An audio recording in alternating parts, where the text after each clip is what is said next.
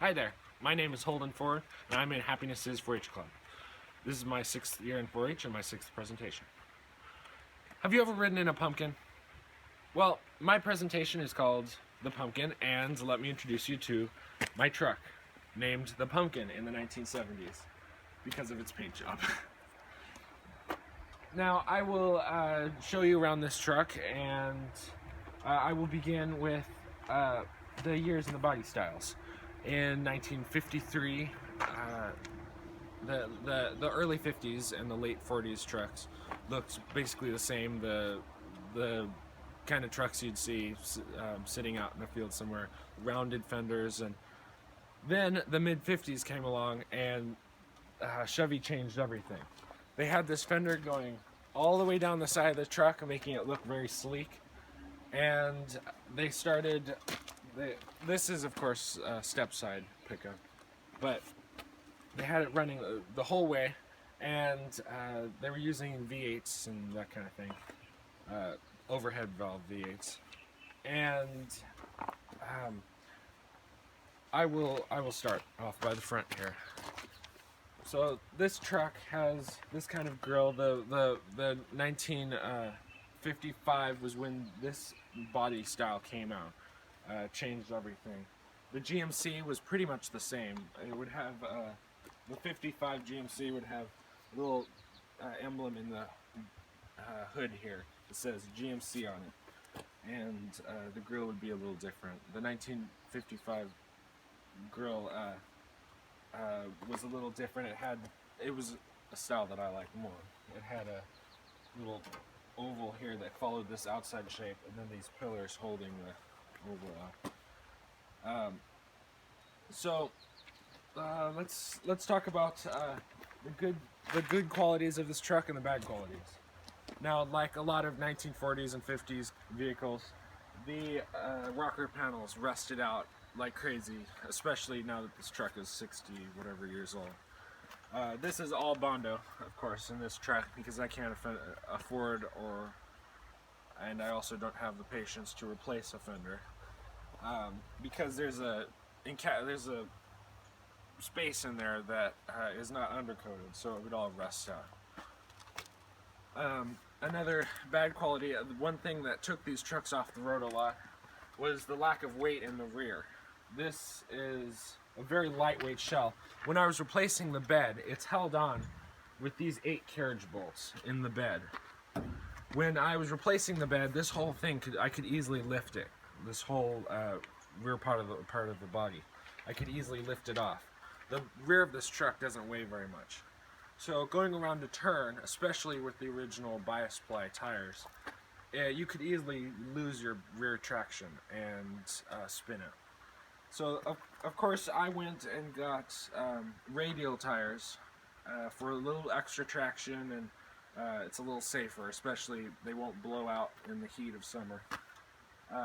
But still, it's missing some weight back here.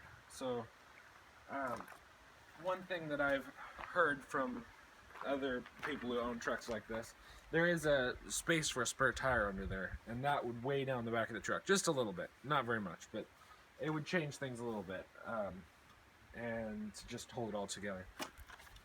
Here I can open the tailgate. This is what I love about vintage trucks. Check out this tailgate.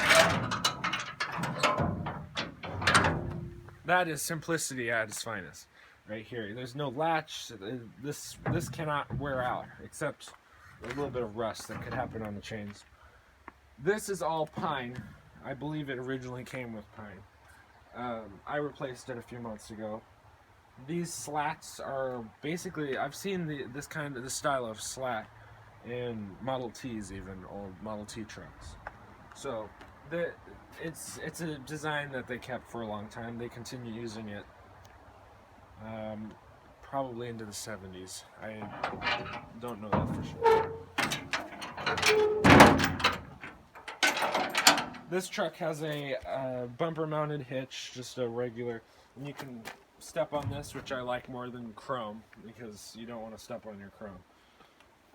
Let's come around this way. So this truck has four-wheel leaf spring suspension. There's little bumpers under there to stop it if you go beyond that.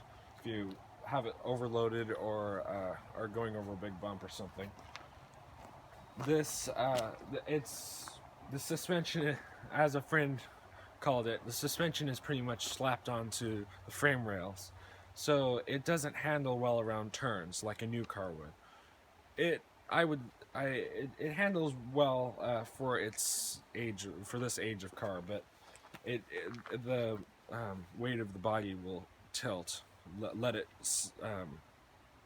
the weight shift over onto those tires, and if the tires roll under, then you're doomed. The braking it's just four-wheel drum brakes. It's pretty simple. I rebuilt the brake system on this truck. There was I replaced some of the lines, all 4 brake cylinders, and the master cylinder. There's just one master cylinder under the floor, and it's pretty simple. With a manual transmission, you can keep it from. It's easy to keep it from getting brake fade down hills, because you just use the gears to go down the hill. But that is something you have to watch out for when you're going down a steep hill. So the transmission, this truck has a manual 4-speed transmission with synchros in each gear, except reverse. And so there's no double clutching. It's super easy, smooth, easy to drive. I'm not sure if they ever came out with automatic transmissions. I'd have to. I'm sure these trucks did. As that behind this truck, the sedan of this era did have an automatic transmission. Let's take a look under the hood. This truck came with a straight 6 engine. Super simple. I personally would have rather have the straight 6 engine, but what was in it was a period 283 V8, which is a good engine. Everybody loves it. I've only heard positive things about 283 V8s, so I rebuilt it, and it's got enough power to get you where you need to go, and it'll take you up any hill in 4th gear. So this, obviously, I've replaced the original generator with an alternator, the modern easy type. You don't want to mess around with that specific old stuff. I like keeping it original, but some things I changed. I also changed the ignition to one of the modern electronic ignitions, just so it's not the points that get dirty and gum up and then you won't run right. Let's go for a short ride, and I can show you how it runs.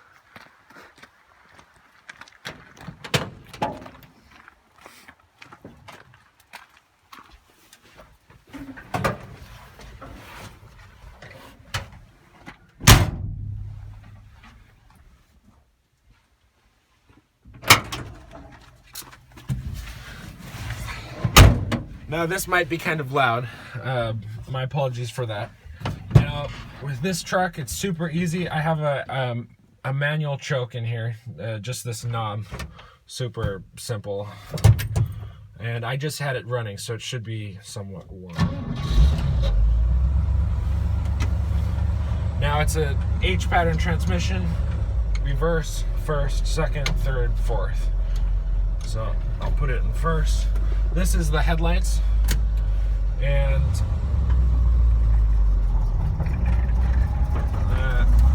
alright. This is the headlight button. This is the down there is where the high beam, low beam switches, and it's this light on the dash here. It shows when it's high beam and low beam.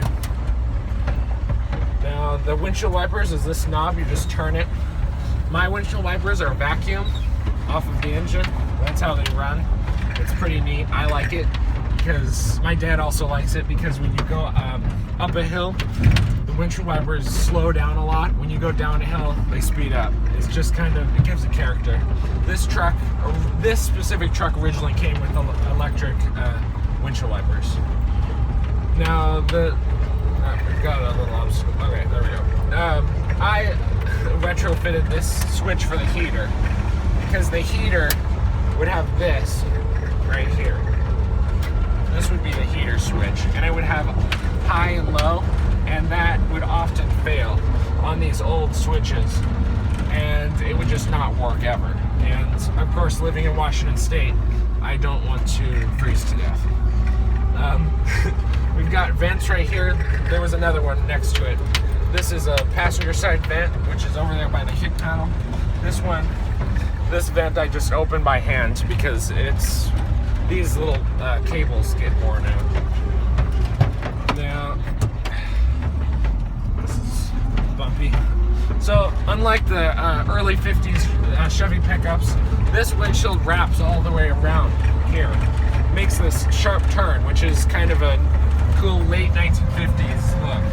Which also means putting a little window sticker on it means it's going to be all the way over here on the side of the truck instead of on the front, like the corner of an early 50s pickup would.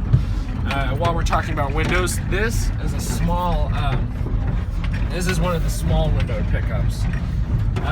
The earlier, the same era of Chevy pickups would have a wraparound rear window that would go all the way to here, which is kind of neat. It helps visibility a lot.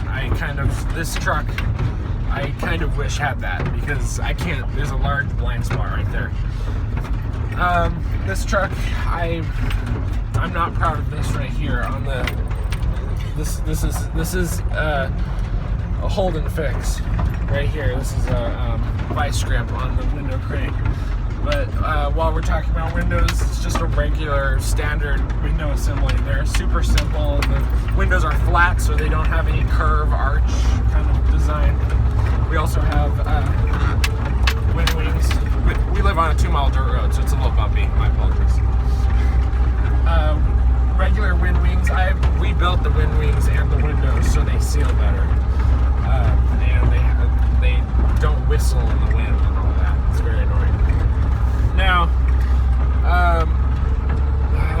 let's see. We've got the turn signal right here. This is the turn signal of the car collector that can't afford to restore the original signals. The original turn signal would be in this little dish here, and would have a canceller too. So when you turn the corner, it would cancel.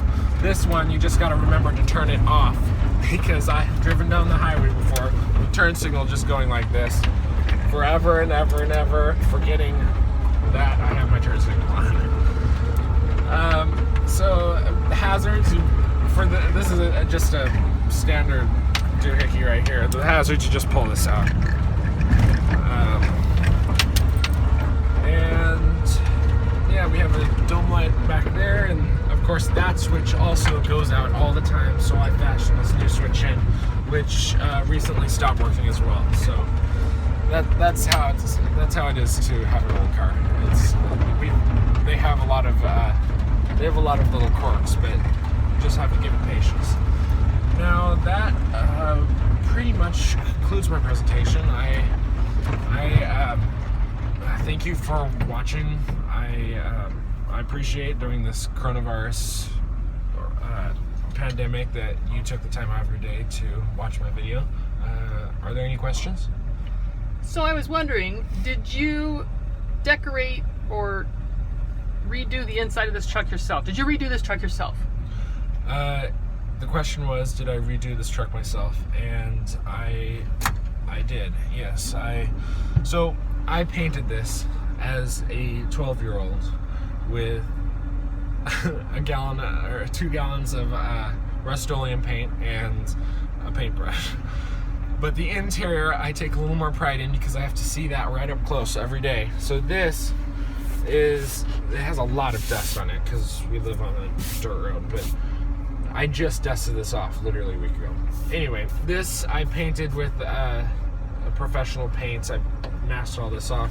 This seat I sewed with a white rotary treadle sewing machine and a 1950s Singer sewing machine and a 1980s Singer sewing machine. Each one kept breaking down. I didn't have time to fix it. So this is a leather seat. I upholstered these seats myself. These have the original seat springs in them, which would explain a little bit of creaking when you're going down the road. I have a little bit of character. I call it character. Are there any more questions? Okay, if there are no more questions, that concludes my presentation. Thank you for watching.